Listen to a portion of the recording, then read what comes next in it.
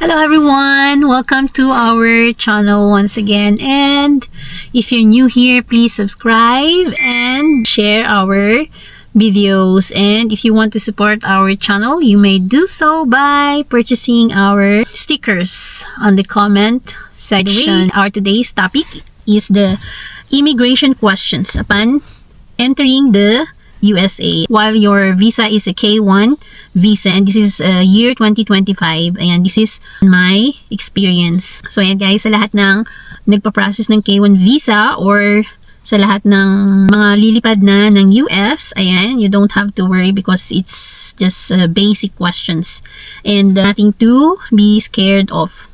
Ayan, yung unang tanong sa akin immigration officer is this your first time in the USA? Answer it straight and no hesitations. You know, kung ito yung unang pagkakataon niyo na nandito sa US, or kung nag-travel na kayo before sa US, then don't be afraid to tell the truth. And maging truthful lang kayo sa inyong mga sagot kasi may mga records naman sila na magpapatibay ng inyong mga sagot. So yan guys, by the way, yung nag-interview sa akin is a black woman, malaking babae siya. Ayan, tapos sa kanila natin ipapasa yung ibibigay yung ating yellow packet.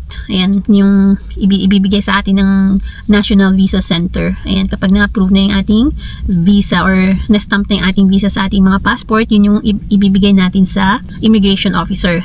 Tapos wala silang ibabalik sa atin na documents. Lahat yun is copies na nila, yung mga original na yun. Kaya dapat meron kayong mga extra copies na mga original din para sa inyo. And kagaya yung NBI clearance kasi kailangan daw yun sa pagpaprocess ng AWUS. So ayan, isasama ko yun pag send ako ng adjustment of status documents ko na gagawin namin this coming week. Kaya mag-subscribe na kayo sa aming channel kasi gagawa din ako ng mga videos ng processing dito, yung adjustments of status, green card, ganyan. Ibibigay ko sa inyo yung infos ng mga kailangang mga documents. So ayan, balik tayo sa topic. Ayan, is this your first time in the US? Yun yung unang-unang tanong sa akin. And yes, it is my first time in the US. At yung pangalawang tanong naman niya is, you come here to marry.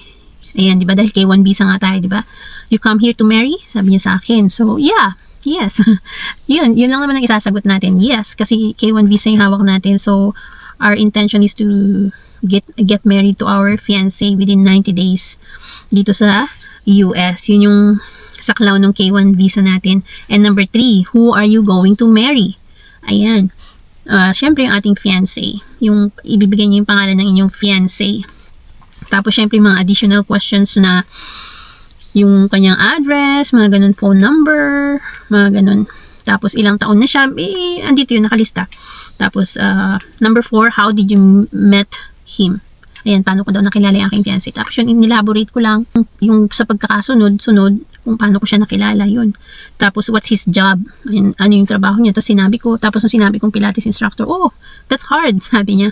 So ayan, medyo chatty yung nag-interview sa akin na immigration officer.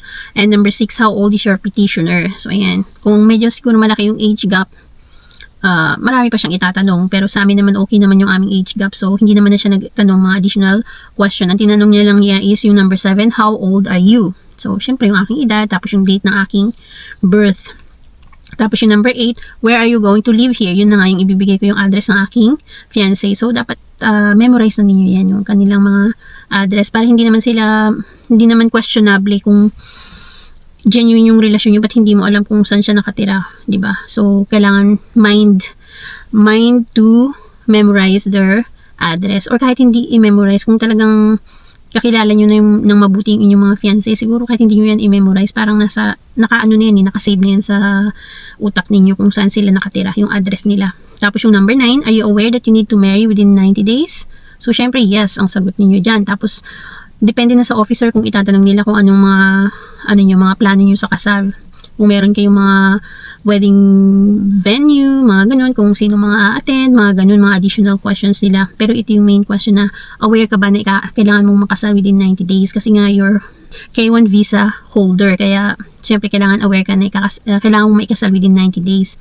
Tapos, yun lang yung tanong niya. Sabi niya, okay, I need to take a picture of you and your fingerprints. So, ayun, tumayo lang ako doon sa harap ng camera. Tapos, yung aking daliri, mga ganyan, para sa fingerprinting. And then, after nun, good luck, sabi na niya sa akin. Mabait naman siya.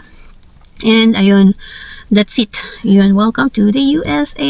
Ayan, kukunin ninyo yung mga bagahe, tapos mamimit na ninyo yung mga fiancé na naghihintay sa labas, and then welcome to America. Ayan, good luck sa inyo guys, at sana maging smooth ang inyong mga immigration, yung pagpasok niyo sa immigration, hindi sana maging questionable. Basta stay calm, at saka make sure na nakapag-rest kayo. Huwag kayo masyadong excited na magpapa-exhaust kayo na hindi matutulog. Kailangan matulog kayo.